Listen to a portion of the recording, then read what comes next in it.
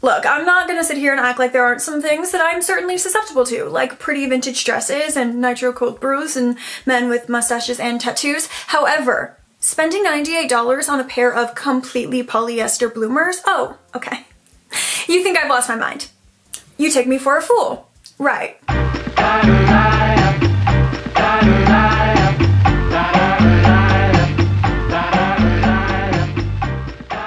Hi, I'm Caroline. Welcome back to my channel. A new online trend has been circulating and taking the internet by storm recently about propaganda I'm not falling for. There's a real spectrum with this trend. It can be anything from violating people's basic human rights to labubus. Which doesn't that kind of encapsulate what it's currently like to be on social media? I've mainly seen this kind of content on Instagram and TikTok, but a few videos like this have been popping up on YouTube, and I decided that I wanted to hop on it and talk about some of the fashion propaganda that I am not falling for, or more so than propaganda, just kind of current popular things within kind of like the cultural and fashion zeitgeist that I can't get down with. It only felt right for me to participate in an internet trend that feels as though it is encouraging people to put their critical thinking caps on, whether the use specifically of the word propaganda is correct or not. I do think that overall this is a trend encouraging people to maybe take a step back and reevaluate certain narratives that have been peddled to us and maybe think, look, why? Let's get curious. Let's get active, as they say. I have to talk about the Free People bloomers because they've taken over my social media feeds. I literally cannot open TikTok or Instagram without being fed at least one piece of content about these bloomers. If you don't know, which I'm sure most of you do because they're definitely one of the current micro trendy fashion pieces. Like many brands, Free People's one of them that decided to capitalize off of the current bloomer craze and release their own pair, which I will say, stand in my truth with you all right now, the first time that I saw these, I did think they were really cute. I did go to the Free People website and then I did see that they were $98 and completely polyester and immediately turned my phone off. And just, I needed space around my room. And like I said, I think the bloomers are cute. I'm a part of the bloomer craze. I have a few pairs and I totally get why people think these are cute. All the content I'm being fed about these, the outfits are cute. It more so is just, I feel like the perfect example of what I so often talk about, which is this intersecting of fashion through more sustainable avenues and kind of the capitalism meets accessibility or lack thereof, and how often people say why they can't participate in more sustainable fashion is because of price. And so then seeing these damn near $100 completely polyester bloomers blowing up, it's a little jarring and I do have questions. Of course, we want to talk about accessibility and sitting here and saying, just go and thrift them. There is the hunting and searching for an item that not everybody is willing or able to do, as well as my main issue, which is sizing, especially for something like bloomers, which are really popular in the 1910s, 1920s, Edwardian era. That's where a few of mine are from. To say they were not size inclusive, at least the ones that are still intact, is an understatement. You really can't find anything under like a medium, and so I get that that is not an option for a lot of people. But there are some really cool small businesses or sustainable businesses that are making bloomers from either repurposed materials or 100% cotton that are the same price as the Free People ones, if not cheaper. And that's where with this, I just want to grab my hair and bang my head into a wall. Hi, I'm Planet Soph, and if you've seen these Free People trousers, just know I have a better option for you. So last summer, I started making these trousers called pirate pants. I was inspired by Keira Knightley in the Pirates of the Caribbean film. And I'm not saying I invented bloomers. Obviously, they're like Victorian undergarments, so that's where they started. Also, lots of different cultures have similar trousers. Different day, different video, same shit with me. Isn't it always capitalism? That's what it comes back to. And I do want to stress that I think I approach this topic with progress, not perfection, and I'm certainly not shaming anybody who's bought these bloomers and saying you're a bad, awful person. Definitely not.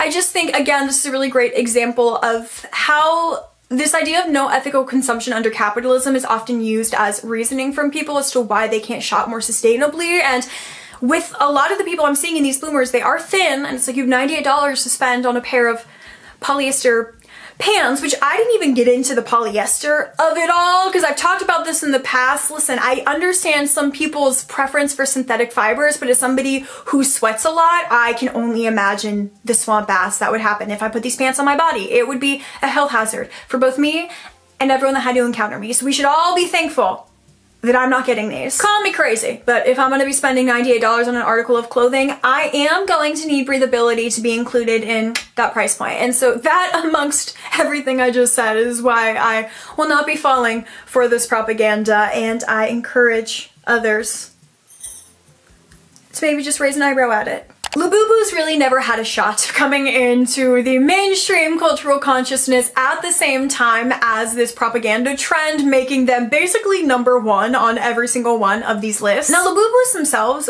which, by the way, say that word a couple of times and it really starts to be like, what am I talking about? This is not a real word. But Labubus themselves is not really what I want to talk about, because to me they are just the newest kind of target of hype for what I believe the bigger trend is of blind boxes. If you don't know what a blind box is, it's kind of actually in the name. It's a little box that you can buy. It is some sort of figurine, and the boxes themselves will have specific collections that will include anywhere from like 6 to 8 different figurines that you could get, and when you're buying this box you have no idea which one you're getting, so you're gambling. Hi guys, today we're going to be unboxing 4 Sunny Angels, and they're real this time. Thank you. I'm so excited. Okay.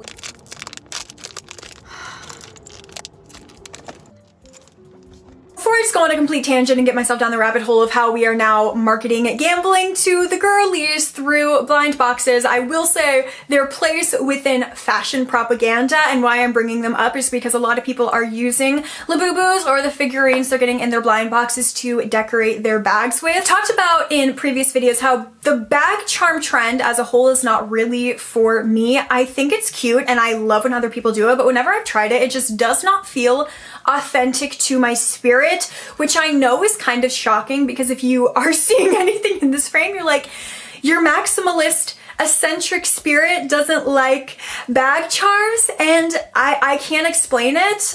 It's just not for me, and I'm also not a toy adult. I'm not into trinkets or really tchotchkes of any kind. There is an aspect to these blind boxes that I feel like is important to bring up, which is that some people view these as collector's items, and they're not new to this. They're true to this, and they have always loved Sunny Angels, and they just happen to trend, but they have been collecting for decades. Same with Labubus or Manchichis, which I think is going to be the next big one out of all of those. And my favorite, I think they're so cute. I'm still not going to get one, but I know they've been around since I think like the 60s or 70s, and all of these figurines have different kind of varied histories and artists that, you know, went behind making them, people love to know and to get them and to trade and have forever and ever. I will acknowledge that, and also acknowledge how me not being a toy adult means that I am just not the target audience for these blind boxes, as well as the fact that I'm not somebody who's super into gambling, and that is something I feel like is also a really important aspect to talk about with these. And there have been recent videos I've seen on YouTube of people kind of connecting the rise of Labubus to blind boxes in general, and kind of their predatory nature and the hyper consumerism that they promote. Heads up, I'm about to go down that rabbit hole now. Okay, it's a bit of a tangent about gambling, because it does feel like for so long gambling really was a male-dominated field, and of course anybody can and has participated in things like online poker, sports betting, like in-person casinos and gambling and whatnot, right? But it was predominantly men, and with blind boxes, again, anybody can and does buy them, but who is and their target audience, it's very clear, especially with the way that the figurines in the blind boxes look, that it's intended for women and girls. And it just is like, damn, we almost made it out, didn't we? But they got us. Capitalism in that marketing, it's won again. Let me attempt to beat the killjoy allegations that I'm sure some people are throwing my way right now, because I've seen the other sides of this argument where people are like, yes, but let women live and treat themselves, you know, that whole treat yourself culture, and buy yourself something to make you happy at the end of a hard week at work in the late stage capitalistic hellscape. And I'm not denying that and saying that you should never buy a blind box, because again, I have bought myself one before, but it's more so just highlighting and being aware of how predatory that this is, and also like how dangerous it can be, and the wastefulness and the hyper consumerism involved in a lot of this kind of like a blind box culture. Because again, there are some people who are collectors of this, right? And there are other people just hopping in on like the newest internet wave and trend. To Labubu or to not Labubu? That is a question that only everyone as an individual can answer and decide for themselves. All I am going to say to wrap this up is that I hope that there is not a labubu themed landfill in the future. I've seen a lot of stuff online of people who are just very deeply and vocally hateful towards Depop, which I could not relate to any less. Out of all of the reselling pre-loved websites, Depop is by far my favorite and most used. I mean, I like them all. Listen, but I'm gonna tell you all that about 90% of the clothing that I've bought this year has literally come from Depop. Not sponsored, obviously, but I mean, listen, don't be shy. We can work something out, come on. I do think that the tides might be starting to turn a bit with the Depop discourse, where it seemed to start like initially a couple of years ago with an emphasis on resellers on Depop and really jokes about would you rather have a Depop reseller daughter or SoundCloud rapper son, which that's a trick question. I want neither. I wish to be the child-free, eccentric, cool aunt to all of my friends' children who I'm constantly traveling and coming home from my fun trips to recount to them all about with presents, which I can do because I'm not spending money on any kids. The shift in the conversation, however, it does seem to be moving from the how annoying resellers are and into a how fucking banging and on point is the suggested listings feature and page on Depop, which is a conversation that I have been a part of and maybe perpetuating. But obviously this is a video about propaganda, so it has to be said that, I mean, on the one hand, there are ways to engage in overconsumption through, you know, secondhand pre-loved shopping, whatever, but also on the other hand, Depop is a giant company that is looking to maximize their profits any way they can, and whatever change they did to the algorithm to make it a lot more efficient at honing in on exactly what their consumer wants and suggesting those listings that they make commission off of, like, we need to be mindful. Ultimately, it's up to you what you're able to make of the app and your intentions, because obviously the app themselves have their intentions for how they want to maximize profit. But like I said, if you are really intentional about using this as a tool to get specific items you've been looking for through secondhand means, I've had the best luck on there. I also think price really varies, can work for a bunch of different budgets as well as the sellers themselves, because that is another conversation. Some people are like, I've had really shitty experiences, and obviously this is going to be a very personal, varied thing, but for the most part, the sellers I've interacted with on Depop have been really great, like maybe 2 or 3 shitty experiences, but I've bought a lot on there, and it's usually good, very responsive, quick shipping, and I don't mind if somebody sends me my item in crumpled up newspaper. That doesn't really bother me as long as the item looks and matches the listing. But also if somebody like wants to wrap it in tissue paper with a little ribbon and stickers and a note, that's fine too. I want the vintage dress to look like the vintage dress I was buying and the measurements to be correct.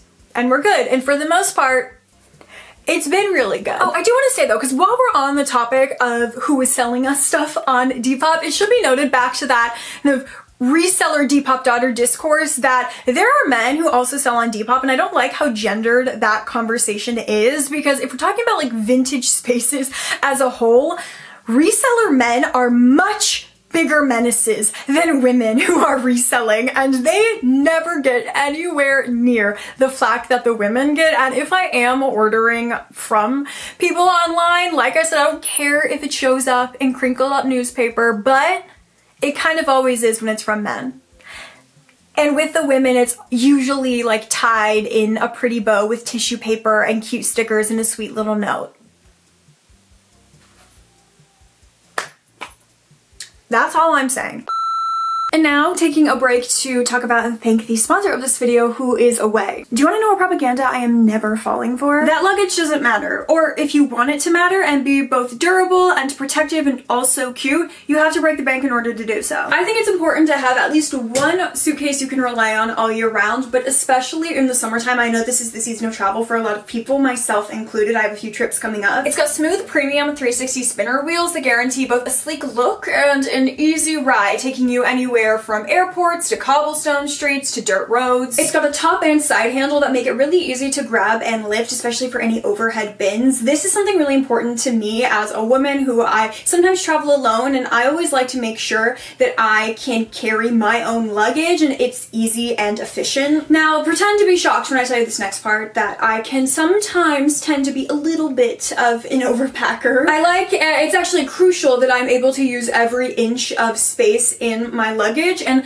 Away is amazing because they have actually made it a priority with their patented interior compression system to make it so that every single part of your luggage can be used. Along with the adjustable height settings for better maneuverability, as well as being a hard shell suitcase, so it is very durable but also still lightweight and literally designed to withstand even the most harsh of weather conditions. It's also really cute. I of course went with the color red. It's my favorite color if you know me, and especially with luggage, I like having something that adds a kind of a pop to my airport outfits because yes, I am still trying to serve even when I'm traveling. Obviously, never take any days off, but it makes it really easy to spot my luggage at baggage claim when I am getting off a 6-hour flight. I'm just hanging onto a will to live and I'm like, get me my luggage and get out of here. It's really easy when I'm like, oh yeah, it's the red one. Bring it on over. So if any of this sounds like exactly the thing that you've maybe been needing for an upcoming trip that you're going on, I have a discount code for you to get 10% off your first purchase at Away. You can click the link in my description box or scan the QR code up on the screen right now to check out Away. And thank you so much to them for working with me on this video and helping all of us have both safer, durable, and stylish travels this summer. Mark my words when I say that you are not getting me in a pair of boat shoes. I don't care if they're from Cezanne, I don't care if they're from Miu Miu. All I see when I look at boat shoes is a 19-year-old frat dude who has had some probably more than a few questionable interactions with women, as well as some even more questionable, problematic tweets in their distant or near history. This whole push for nautical that's been happening, that completely makes sense with the 2010s coming back into the trend cycle. I remember everybody, including myself, in 2012 having anchors on all of their clothing. I would walk around in just like a blouse with a literal bedazzled anchor on it. Certainly a choice. There are some elements to the nautical aesthetic that I do really like. I think cable knit fishermen's sweaters. I'm loving the sailor hats that I've been seeing people wearing over the past couple of years, as well as fisherman sandals. I talked about in a recent video, I am looking for a brown leather pair to rock this summer. There is just something about that boat shoe that well, we know what it is, and I can't associate it with anything else, and it just feels deeply sinister and upsetting to my spirit whenever I see them. And I also just don't think that they would aesthetically mesh particularly well in my wardrobe. I am so intrigued by the brand Bagu, and I have been for years. I've seen so much about them online, anything from people raving about how much they love the brand to, of course, discourse, because I say on this channel all the time, if the internet's gonna do one thing, it's find a way to create discourse about literally any topic, and that includes Bagu. When I first learned about the brand, I found it really cool that they were a company that was, sustainable. They were marketing their stuff as being, made with more ethical manufacturing and materials. Obviously, you know me, I really liked that. Aesthetically speaking, however, I do think the bags are cute, but if you know my style, it probably won't come as a surprise that it doesn't really fit with my outfits. I mean, my go-to purse is like a vintage straw bag from the 1940s or like a 70s leather fringe, so it's just a case of one of those things that I can admire from a distance, and I get why people like it, and I know for a lot of people, their Bagu is like a wardrobe essential. They use it every day, and again, I do think they're cute. They got me at one point, but ultimately I realized not really a fit for my wardrobe. However, the one kind of eyebrow raise that I do with Bagu, and it's what I've seen with kind of the reoccurring discourse about them online, is this idea of them being a sustainable company.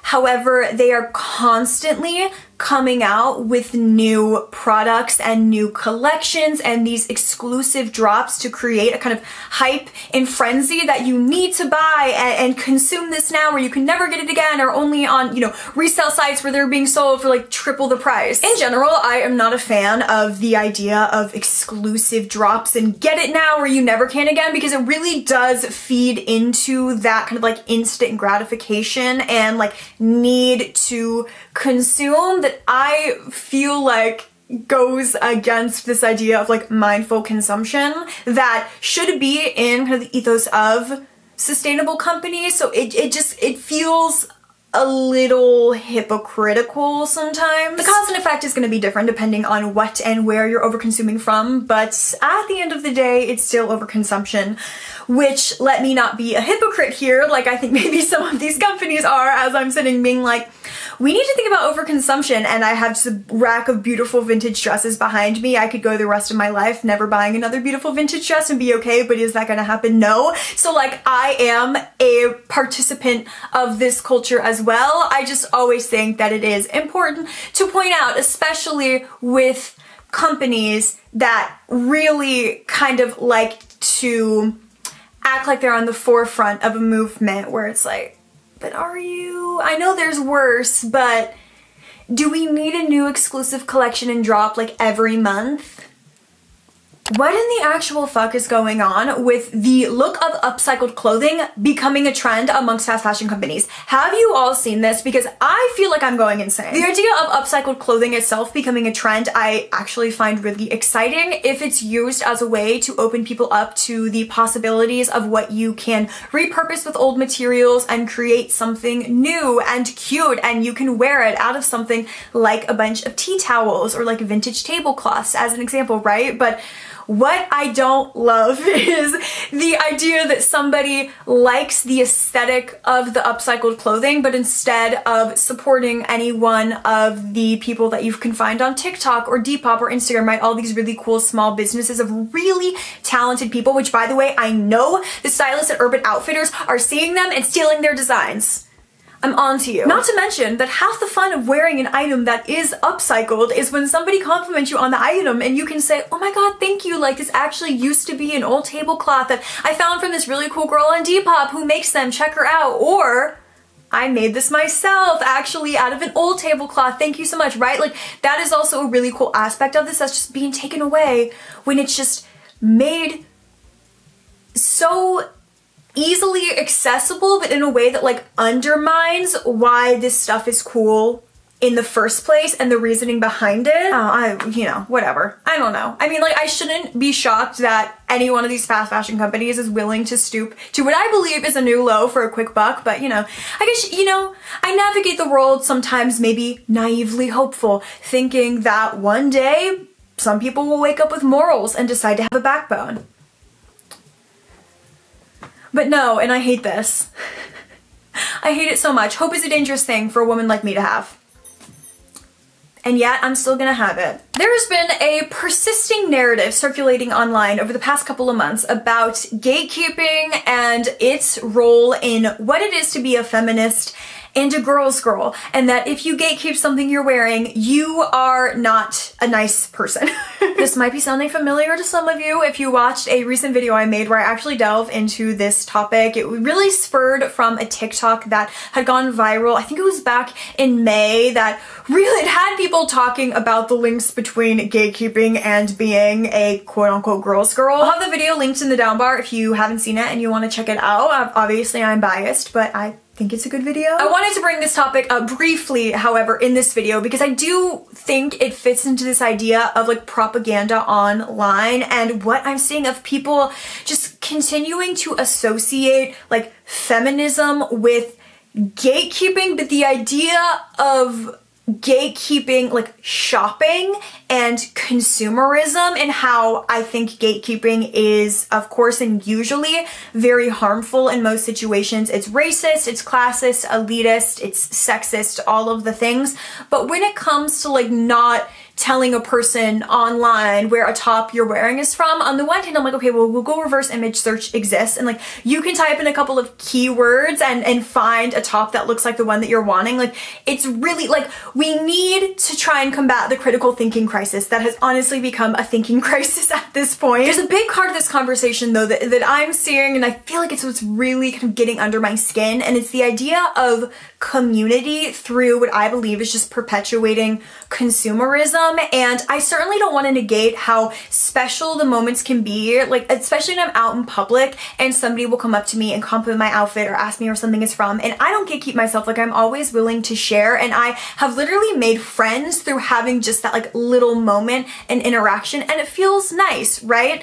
But I also think that it is, especially online, with this like link in bio culture, and I'm your internet bestie and I'll tell you where anything I have is from because I'm an influencer and I can make money off of the affiliate link I share with you, right? It just feels like the most shallow and just like bare minimum kind of levels of community and engaging in that. You know what I mean? Like, is community when women be shopping? I don't know. I don't want to talk about this too much more because I'm just repeating stuff that I said in that video that I made, but I do think whenever somebody wants to bring up feminism right into the conversation as well as it relates to anything involving kind of consumerism, and I think something like fast fashion, right, which a lot of influencers claim to have this kind of community mindset and internet bestie by sharing fast fashion links, and that makes them a girl's girl. But it's like, well, what about all of the women who are being exploited to make these items that you're peddling? What about them? Like, where do they factor into your feminism and advocating for their rights and them having safer working environments and better wages? Like, I didn't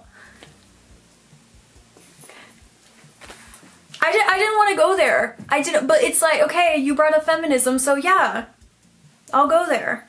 This idea that is a bullshit idea, by the way, that you need to be young or thin to dress a certain way, have good style, wear a specific item. And before anybody comments, because, you know, I am aware that I am a thin young woman saying this right now, and that can be very annoying to some extent, and I'm not trying to come across as preachy. I am not going to sit here and tell you to just love yourself and be confident, and I'm not going to act like people who have these beliefs that I do think are limiting, but it's so crazy because our society treats, especially women existing in bigger bodies and women who are aging, as if a lot of the times, like, they can't have good style, right? Or they can't dress a certain way, or like, how dare they like have the confidence to dress a certain way. I am, however, going to recommend that if you have this mindset, or even if you don't, that you maybe think about diversifying who you're following online and making the effort to find people, of which there are many, and I will have some up on the screen, some of my favorites, as well as in the down bar, make it really easy for you to follow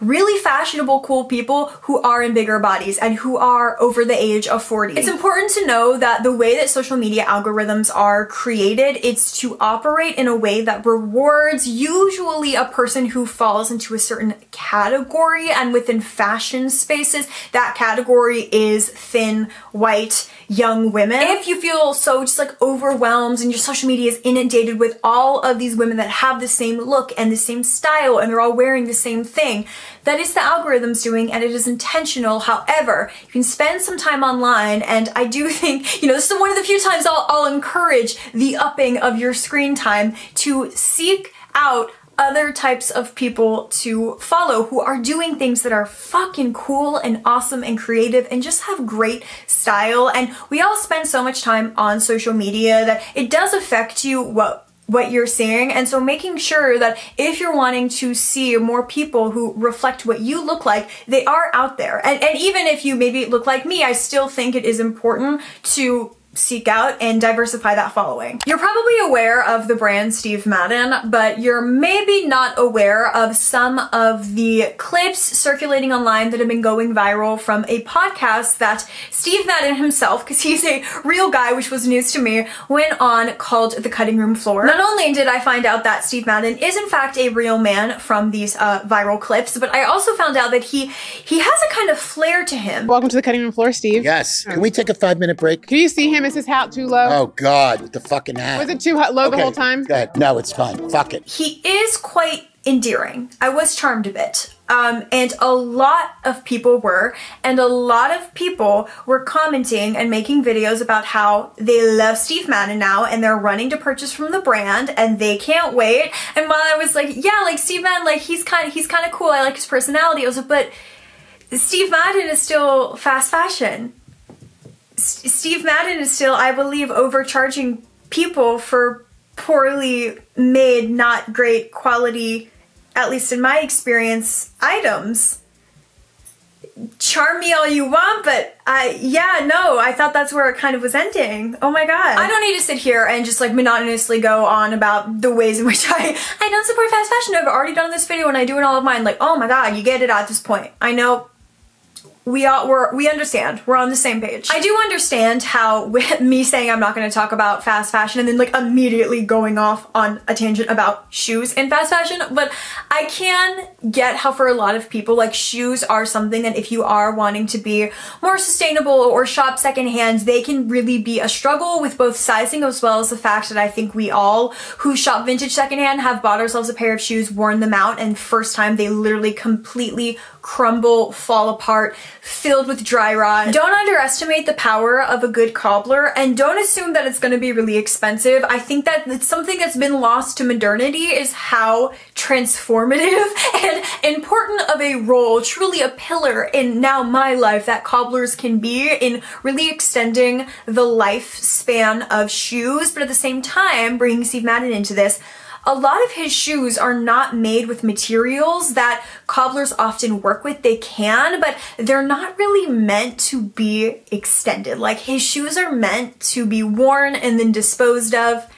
and go to the landfill, with many such cases with the current state of fashion. Putting all that aside though, I'm physically putting it to the side. I'm corny. The thing that I found most illuminating about this whole Steve Madden situation was really just we want to talk about propaganda, the power of personality within marketing, whether it's a real person like Steve Madden or it's some 19-year-old social media intern running the TikTok account of Wendy's or Duolingo or Postmates, and how something like a funny comment left by the Wendy's account on a viral TikTok can make people forget about the ethics of a brand and feel more favorably about them because they think they're funny. Charm be damned, Steve Madden, okay? I know your game. I see right through you. I don't care how he's so funny, he's so real, he's so blunt.